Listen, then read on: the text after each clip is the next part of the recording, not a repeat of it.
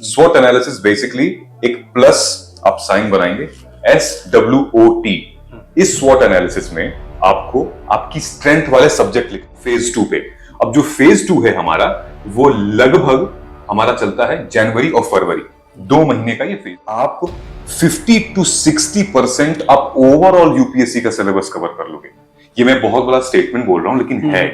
Hi everyone, स्वागत है आपका एक और शानदार वीडियो में। यूपीएससी एस्पिरेंट जो कि मेजॉरिटी का एक डाउट है कि अगर मेरा प्रीलिम्स क्लियर हो गया तो मैं मेंस में फोड़ दूंगा या फिर मेरा मेंस तो रुकेगा नहीं। तो चलिए इसी के ऊपर वीडियो होने वाली है। मेरे साथ हैं सिद्धार्थ सर, जिनको कि सिद्धार्थ भैया के नाम से जाना जाता है। तो चलिए सर से जानते हैं इनकी क्या स्ट्रेटजी है और साथ ही प्रीलिम्स इन्होंने कैसे क्लियर किया था। सर स्वागत है आपका बहुत बहुत। थैंक यू सो मच जी, इस बारे में सर क्या कहना चाहेंगे, जो मेजॉरिटी की सबसे बड़ी दिक्कत प्रीलिम्स है? इनफैक्ट हमारी भी दिक्कत प्रीलिम्स है। मैं आपको बताऊं तो सबसे ज्यादा जो एस्पिरेंट हैं वो यही पूछते हैं कि प्रीलिम्स कैसे निकलेगा, प्रीलिम्स कैसे निकालें। अनसर्टेनिटी है, बहुत सारे डाउट्स निकल कर आते हैं, किस तरीके से दें। तो बहुत एक लाइन में आपने सवाल पूछा है, लेकिन इसका जवाब बहुत बड़ा होने वाला है, तो आप लोग ध्यान से सुनिएगा। प्रीलिम्स को निकालने से पहले हमें यह समझना होगा कि हमारा यूपीएससी का सिलेबस कैसा है। यूपीएससी के सिलेबस को हमें समझना होगा अच्छे से। प्रीलिम्स सिर्फ अकेले की तैयारी नहीं होती है, आपको उसमें मेंस के साथ तैयार करना पड़ता है, इंटीग्रेशन करना। प्रीलिम्स का जो सब्जेक्ट है ना, अगर हम यूपीएससी के सिलेबस के हिसाब से चलें तो प्रीलिम्स के ही सब्जेक्ट में उसका डिटेल्ड वर्जन आपका मेंस का सिलेबस है। तो आपको 80% प्रीलिम्स देने से पहले 80% आपका यूपीएससी का जो कि मेंस का सिलेबस है वो कवर हो जाना चाहिए। मैं इसलिए कह रहा हूं आपको कि जब भी हम आगे बात करेंगे तो मैं आपको एक चार्ट में भी शो करूंगा कि किस तरीके से आप माइक्रो स्ट्रेटजी करोगे। थोड़ा सा सर इस चीज को एलिब्रेट करिएगा। आपने बोला कि जो प्रीलिम्स के सिलेबस है उसी को अगर एलिब्रेट करें तो वो मेंस के सिलेबस बन जाते हैं ज्यादातर। बिल्कुल सही बोला आपने सर। इनिशियल टाइम में जब ये स्टार्टिंग के 8 महीने 9 महीने होते हैं, जब लोग कहते हैं कि दिसंबर तक आपका ऑप्शनल खत्म हो जाना चाहिए, उसके बाद प्री ओरिएंटेड पूरी चीजें डेडिकेटेड कर दी जाती है कि फैक्ट पे आप काम करिए और वो छोटे छोटे वैल्यू एडिशन जो आपने किया था उसको रिवाइज मेमोराइज करते रहिए और मॉक टेस्ट लगाते रहिए। ठीक है। जो स्टार्टिंग के 8 महीने होते हैं, जब आपको इंटीग्रेटेड लेके चलनी होती है अप्रोच प्री और मेंस की, तो इस दौर के बारे में थोड़ा बात करिए सर। इसके स्लॉट के बारे में बात करिए कि अगर इसको हम टाइम को डिवाइड करें तो जनवरी तक। अभी रिसेंटली मैंने अड्डा 24/7 पर एक वीडियो भी बनाई थी जहां पे 7 महीने की स्ट्रेटजी। वैसे अगर आप देखेंगे तो 8 महीने हैं, लेकिन अपने ब्रेन को आप ये बोलिए कि 7 महीने हैं, क्योंकि ना ब्रेन वही है कि दिल तो बच्चा है जी, दिमाग भी हमारा उसी तरीके से काम करता है। जो आप दिखाएंगे वही देखेगा वो। अगर आप 8 महीने बताएंगे तो कहीं ना कहीं आपके साथ साथ वो भी लेजी हो जाएगा, आप सारे 8 महीने कर लेंगे। मैं आपसे ये रिक्वेस्ट करता हूं कि आप उसको 7 महीने करिए, तो आपका ब्रेन उस तरीके से काम करेगा। ठीक है। 7 महीने की स्ट्रेटजी को हम विकास जी 4 फेज में डिवाइड करते हैं। ठीक है। 7 महीने को 4 फेज में डिवाइड करते हैं। फेज 1 आपका आता है ये पूरा अक्टूबर, नवंबर, दिसंबर। इसमें लगभग आपके 12 हफ्ते होते हैं। 12 हफ्ते यानी कि लगभग 90 दिन। अब 4-5 दिन तो चला ही गया, इसमें 6-7 दिन। ये लगा लीजिए कि आपका 85 डेज आपके पास है। इस 12 हफ्ते में अगर आप एक ऐसे एस्पिरेंट हैं जो कि यूपीएससी के बारे में जानते हैं, एक ऐसे एस्पिरेंट हैं जो कि सिलेबस के बारे में जानते हैं, एक ऐसे एस्पिरेंट है जिसको पता है कि उसका ऑप्शनल क्या है, वो तैयारी कर सकता है 7 महीने के अंदर बहुत आराम से, अगर ये बात मेरी मान लेगा तो। अब वो क्या है?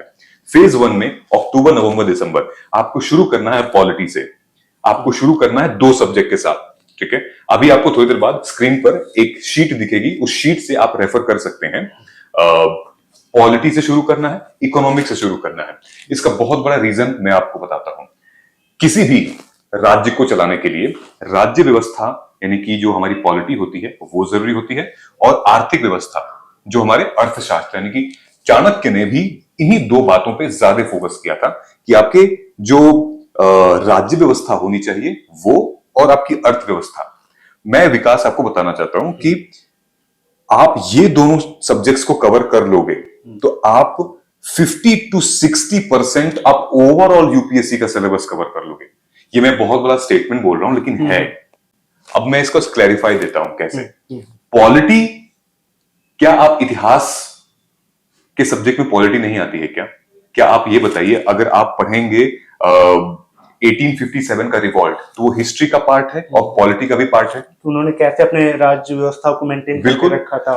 अगर आप अशोका की धम्म नीति पढ़ेंगे तो वो पॉलिटी का भी पार्ट है, हिस्ट्री का भी पार्ट है। अगर आप चाणक्य की नीति पढ़ेंगे तो वो पॉलिटी का भी पार्ट है, हिस्ट्री का भी पार्ट है, इकोनॉमिकल भी पार्ट है उसमें। तो क्या आप अलग से इकोनॉमी के लिए चाणक्य पढ़ेंगे, फिर अलग से पॉलिटी के लिए चाणक्य पढ़ेंगे, फिर अलग से आप, तो क्या अलग से नहीं ना पढ़ेंगे? आप क्या करना है, एक बार आप चाणक्य नीति उठाइए तो आपको उसका, उनके समाज में महिलाओं की स्थिति क्या थी, आर्थिक व्यवस्था क्या थी, राजनीतिक व्यवस्था क्या थी, एक शॉट में आपका इंडियन सोसाइटी कवर हो गया, पॉलिटी कवर हो गया, हिस्ट्री कवर हो गया। इसलिए भी मैं, और इकोनॉमी भी कवर हो गया। सबसे इंपॉर्टेंट इसलिए भी मैंने आपको पॉलिटी और इकोनॉमिक्स बोला है। आप देखेंगे आमतौर पे जो हमारे न्यूज़पेपर होते हैं, जिसके बहुत बहुत कुछ न्यूज़पेपर आप लोग पढ़ते रहते हैं, न्यूज़पेपर में भी विकास जी 80% टॉपिक पॉलिटी से होते हैं और इकोनॉमी से होते हैं। भारत की जीडीपी ऊपर नीचे, भारत का import export, Bharat Canada, Bharat Pakistan, Bharat Nepal, Bharat USA, IR है, पॉलिटी है, और उसकी इकोनॉमी कैसे चल रही है। आज अडानी ने ये किया, आज अंबानी ने ये किया, हमने इतना बिलियन का डील किया, हमारी ये इकोनॉमी, स्पेस की इकोनॉमी बढ़ रही है, हमारी डिजिटल इकोनॉमी बढ़ रही है। किसकी बारे में बात हो रही है? पॉलिटी और इकोनॉमी। इन दोनों को अगर आप अच्छे से पढ़ लेंगे तो आप, हमारा जो फेज 2 है उसमें से, वहां से आप न्यूज़पेपर पढ़ना स्टार्ट कर सकते हैं। तब जाके आपको समझ में आ जाएगा कि यार अब बात समझ में आ रही है मुझे। तो सर अभी तो ये फेज 1 की बात की आपने, और तीनों फेज के बारे में थोड़ा सा डिटेल। फेज 1 में मैं इनको ये भी कहना चाहता हूं कि जब भी मैं किसी भी फेज के बारे में बात कर रहा हूं, आप स्क्रीनशॉट आपको स्क्रीन पे दिख जाएगा। उस फेज में नोट मेकिंग बहुत जरूरी है, माइंड मैप बनाना बहुत जरूरी है, और आप लोग अपने ऑप्शनल पे काम करना बहुत जरूरी है। इन 3 महीनों में आपको अपने ऑप्शनल पे भी काम करना पड़ेगा। अब चलते हैं हम फेज 2 पे। अब जो फेज 2 है हमारा, वो लगभग हमारा चलता है जनवरी और फरवरी, 2 महीने का ये फेज 2 है। अब फेज 2 में अगर आप मुझसे पूछेंगे कि सर फेज 1 का वो सब्जेक्ट वगैरह क्या है, मैं वो भी बता देता हूं यहाँ पे। पॉलिटी लक्ष्मीकांत से आपको कवर कर लेनी है, बहुत ज्यादा दिमाग नहीं। अगर 11th 12th की एनसीईआरटी उससे भी कर लेना है। इकोनॉमी के लिए सिर्फ एनसीईआरटी पढ़िए 11th और 12th की, ठीक है। और साथ में अगर 3 महीने में आपको लगता है कि आपने कुछ जल्दी खत्म कर लिया तो फिर ज्योग्राफी उठाइए। अगला सब्जेक्ट आपका ज्योग्राफी होगा। 2 सब्जेक्ट साथ लेके चलेंगे, जो भी दोनों में से पहले खत्म होगा फिर ज्योग्राफी। अब फेज 2 में आते हैं। फेज 2 में आपका ज्योग्राफी उठाइए, फेज 2 में आप हिस्ट्री उठाइए, ठीक है। ये जो पार्ट है आपका हिस्ट्री का, अब आप कहेंगे कि सर हिस्ट्री आखिरी में आपने डाल दिया, हिस्ट्री तो इतना बड़ा है, एंशियंट से लेकर आज तक, मतलब जब वीडियो आप देख रहे हैं उससे पहले भी हिस्ट्री ही है, ठीक है। तो कैसे उतना कवर करेंगे? तो आपको मैं इस चैनल के माध्यम से बताना चाहता हूं कि आपने ऑलरेडी बहुत कुछ कवर कर लिया है हिस्ट्री में। पॉलिटी में आपने बहुत कुछ हिस्ट्री में कवर किया है, इकोनॉमी में आपने बहुत कुछ हिस्ट्री में कवर किया है, तो ज्योग्राफी में आपने बहुत कुछ हिस्ट्री से कवर किया है। अब भाई आप सिंधु घाटी की सभ्यता पढ़ेंगे तो आप ये भी तो पढ़ेंगे उनकी ज्योग्राफिकल लोकेशन क्या थी, कौन सी नदी के किनारे थी। अगर आप ये बताएं मुझे कि अगर सवाल आ गया कि सिंधु घाटी की सभ्यता के लोग मछली मांस खाते थे कि नहीं, बिल्कुल खाते थे भाई, वो नदी के किनारे सभ्यता थी। खाएंगे। वेस्ट बंगाल में नहीं खाते हैं क्या? तमिलनाडु में नहीं खाते हैं क्या? गोवा में नहीं खाते हैं क्या? महाराष्ट्र में नहीं खाते हैं क्या? तो सिंधु घाटी की सभ्यता में स्वाभाविक है कि लोग मछली खाते होंगे। ओके, ठीक है। तो ये रहा, मतलब फेज 2 में आप उठा सकते हैं न्यूज़पेपर, ज्योग्राफी और आपका हिस्ट्री। फरवरी तक इसको खत्म करिए और ऑप्शनल वीक में 2 बार 1 बार पढ़िए, और यहीं से आपकी आंसर राइटिंग की स्किल स्टार्ट होती है।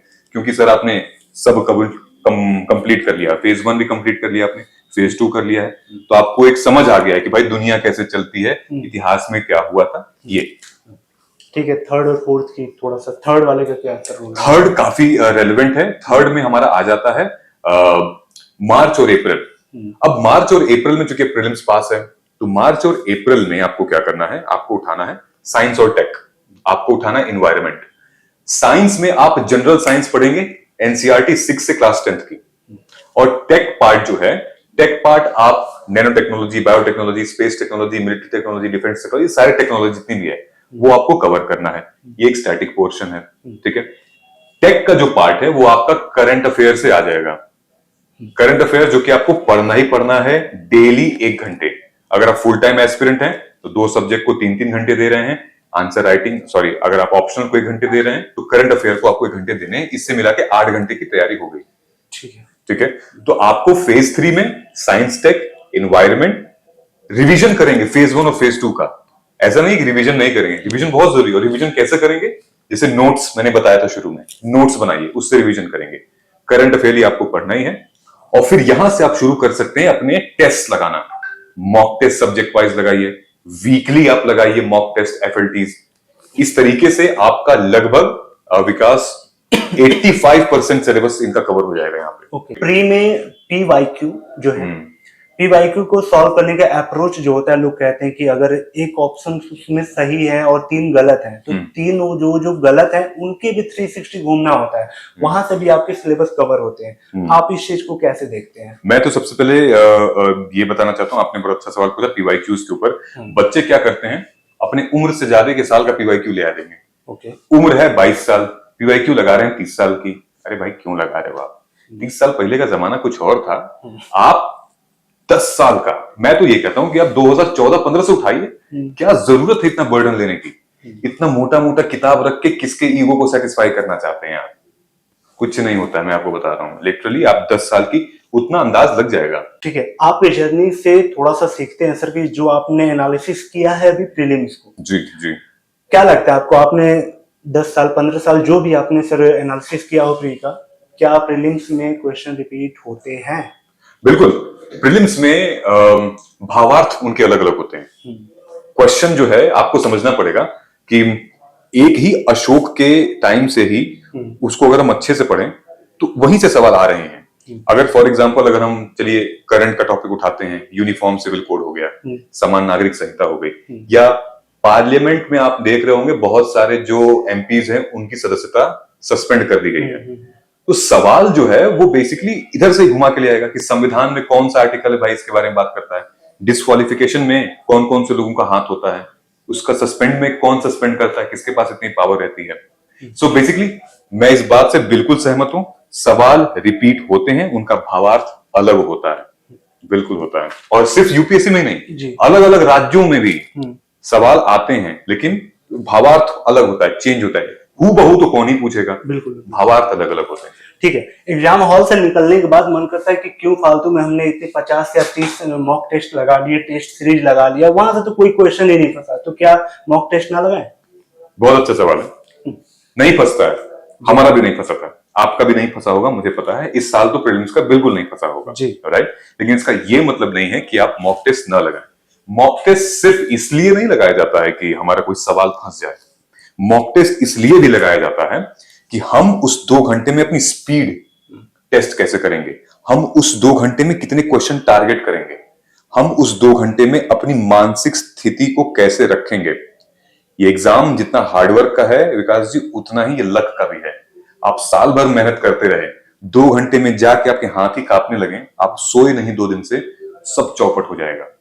तो मॉक टेस्ट एक वो क्या कहते हैं उसको, सैंपल कह सकते हैं, सैंपल टेस्ट है उस तरीके का, ताकि आप प्रैक्टिस करिए, practice practice practice practice practice practice practice आप करिए प्रैक्टिस, तब जाके आप, और उसी सेटिंग में, ऐसा नहीं कि हाँ आप मॉक टेस्ट दे रहे हैं और कोई चाय ले आके दे रहा है, कोई पानी ले आके दे रहा है, मन करा वीडियो देख लिया, उसी मेंटालिटी में सेम 9:30 बजे से 11:30 बजे बैठ के आपको मॉक टेस्ट देना है, घड़ी सामने रखिए तब देखिए।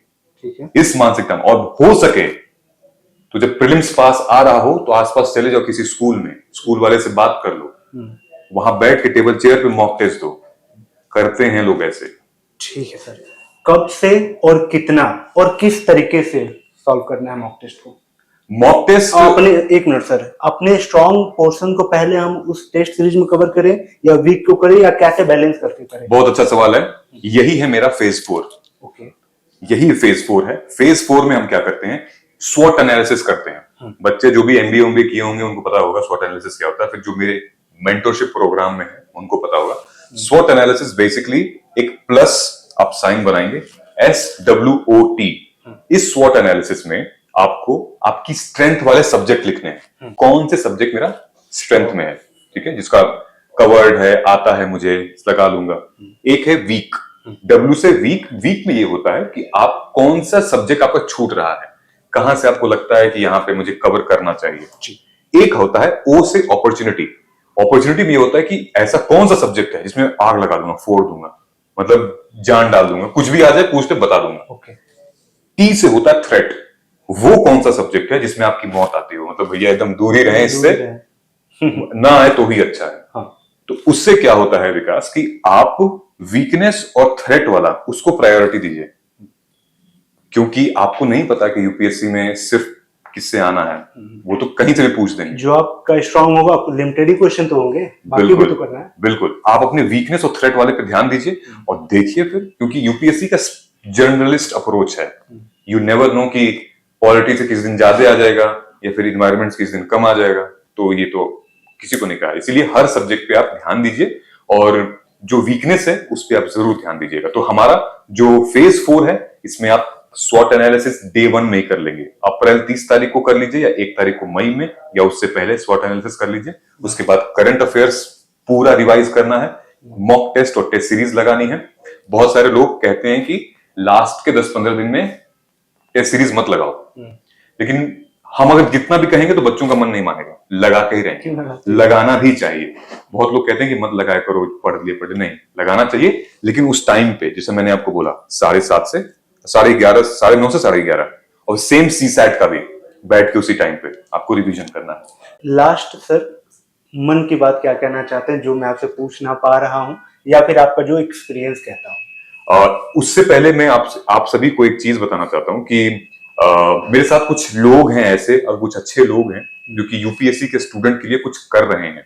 उनमें से एक ऐसा प्रोडक्ट आ रहा है मार्केट में जिसका नाम है पाई जीपीटी। जीपीटी से आप समझ सकते हैं वो चैट जीपीटी वाला सिस्टम है, लेकिन ये प्रोडक्ट बहुत अलग है। जैसे अभी हम न्यूज़पेपर की बात कर रहे हैं, ये प्रोडक्ट कुछ इस तरीके का है ताकि इनकी प्रॉब्लम को सॉल्व कर देगा एक तरीके से। आपको उस ऐप के जरिए बस एक फोटो खींचना है, आपको समरी मिल जाएगी न्यूज़पेपर की। और ये जो एग्जाम का टाइम है ना, बहुत सीरियसली आपको बता रहा हूं, ये जो 7 महीने का टाइम है, या फिर आप 2025 के लिए तैयारी कर रहे हैं, 26 के लिए तैयारी कर रहे हैं, आप एक दायरे में तैयारी करिए और तुरंत निकलिए यहां से। जल्दी, मतलब आपको 8-9 साल नहीं गुजारने हैं यहाँ पे, आपको 6-7 साल नहीं गुजारने। आप निकलिए बस यहां से 18 महीने की तैयारी या फिर 2 साल की तैयारी, या फिर आप 7-8 महीने की तैयारी करके अब निकलिए।